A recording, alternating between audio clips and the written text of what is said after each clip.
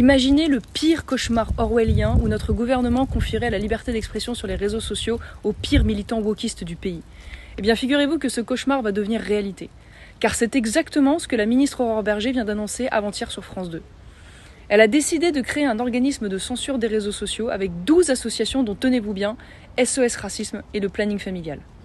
SOS Racisme qu'on pensait disparu sous les scandales et les compromissions et qui manifestait avec le nouveau Front Populaire l'année dernière seulement.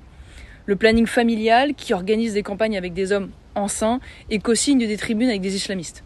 Évidemment, le tout sera piloté par l'Arcom, cette officine dirigée par un socialiste et qui vient de fermer ses 8, mais ne trouve jamais rien à redire au manque de pluralisme sur le service public.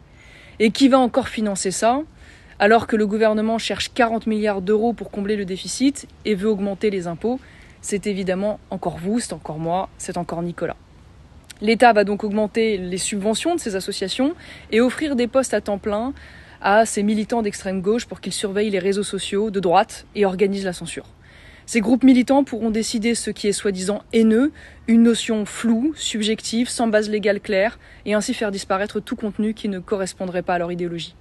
La critique de l'immigration, la dénonciation de l'islamisme, la défense de nos valeurs et de notre identité, la dénonciation de la théorie du genre, tout cela est déjà visé et le sera encore plus demain, avec ce dispositif. Tout sauf évidemment les propos anti-France et le racisme anti-blanc. Ce dispositif, c'est une véritable police politique numérique, un outil de répression contre les opposants, les lanceurs d'alerte, les journalistes patriotes, les citoyens engagés et tous ceux qui ne suivront pas la doxa du gouvernement. Ce n'est pas la démocratie, c'est le contrôle idéologique par le haut contre la liberté de pensée du peuple.